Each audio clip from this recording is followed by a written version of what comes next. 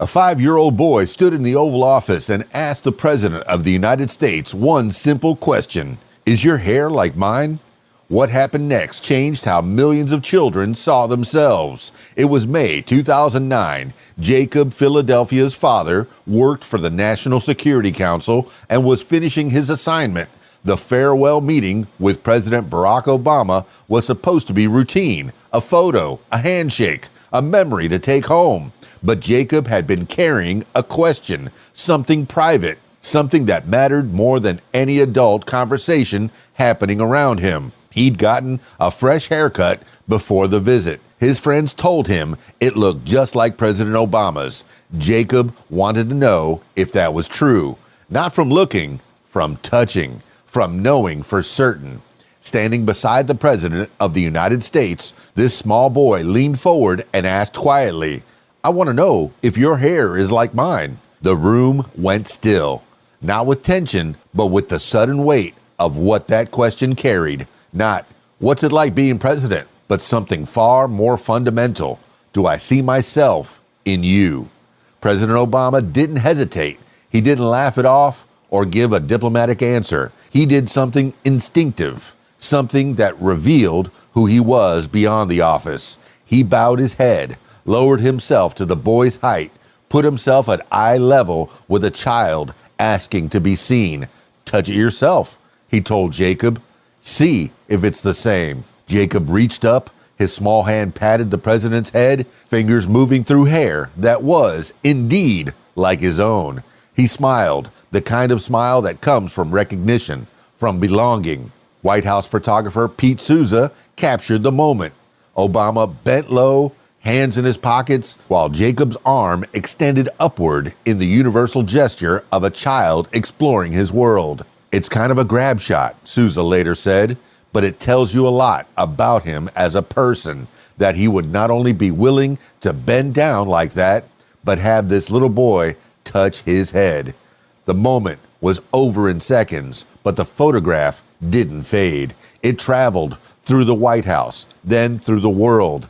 It appeared in magazines, on walls, in classrooms. Michelle Obama chose it as the only photograph that remained permanently on display in the White House, while other images rotated in and out. She understood what it meant. I want you to think of that little black boy in the Oval Office, touching the head of the first black president. She told audiences. The image symbolized the progress African Americans had fought for across generations. Not just political progress, personal progress, the kind that happens inside a child's understanding of who he might become. The photo became iconic, not because it showed power, but because it showed possibility.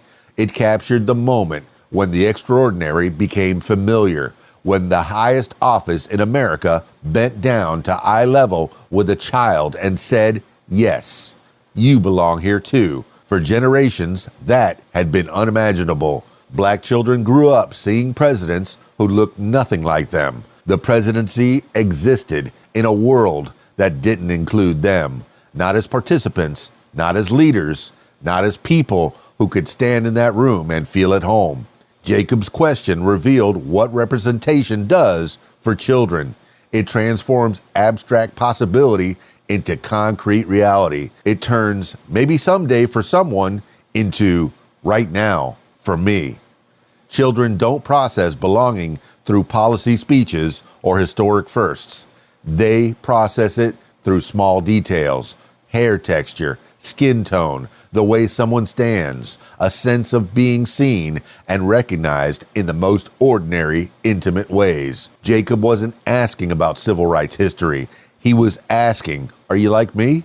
Can I see myself in you?" And when Obama said yes, he bowed his head and let Jacob confirm it through touch. He answered a question that millions of children had been asking without words for their entire lives. President Obama later reflected on why that photograph mattered so much to him. "I think this picture embodied one of the hopes that I had when I first started running for office," he said. "If I were to win, young people, particularly African American people, people of color, outsiders, folks who maybe didn't always feel like they belonged, they'd look at themselves differently. He understood that seeing someone who looks like you in positions of power doesn't just change opportunities, it changes imagination. It changes what children believe about themselves before they're old enough to articulate those beliefs. Jacob's father, Carlton, put it simply, it's important for black children to see a black man as president. You can believe that any position is possible if you see a black person in it. The photograph lived beyond that administration. It hung in the West Wing throughout Obama's presidency. It became part of the permanent collection at the Smithsonian's National Museum of African American History and Culture. And 13 years later, in 2022, it came full circle. Jacob Philadelphia was 18, about to graduate high school. He planned to study political science at the University of Memphis. President Obama reached out. He wanted to congratulate Jacob on his graduation. They connected by video call, Obama on screen in his Washington office, where that photograph still hangs. Jacob looking back at him from Uganda, no longer the small boy with the quiet question, but a young man shaped in part by the answer he received that day. Do you remember me? Obama asked, smiling.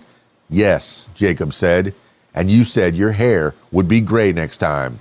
Obama laughed, and I was not lying. Jacob reflected on what that Oval Office visit meant to him now. It is very wonderful to see representation in the government, because if I get to see another black man be at the top, at that pinnacle, then I want to follow that lead. There was the long arc of that small gesture. A 5-year-old's question about hair had planted a seed that grew into a college-bound student interested in political science, in leadership, following a path he could see because someone had once bent down and let him touch proof that the path existed.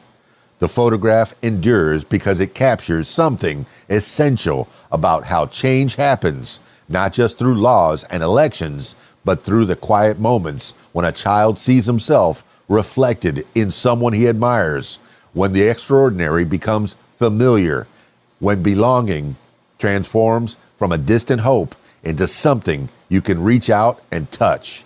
Jacob Philadelphia's small question revealed the full weight of what representation means, not in theory, not in speeches, but in the simplest, most profound way possible.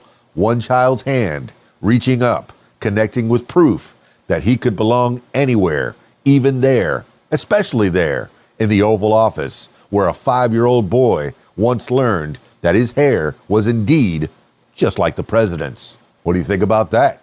Stick around for more. It's KeysDAN, RadioWhat.com, DJLittleRock.com. Peace. I'm out of here.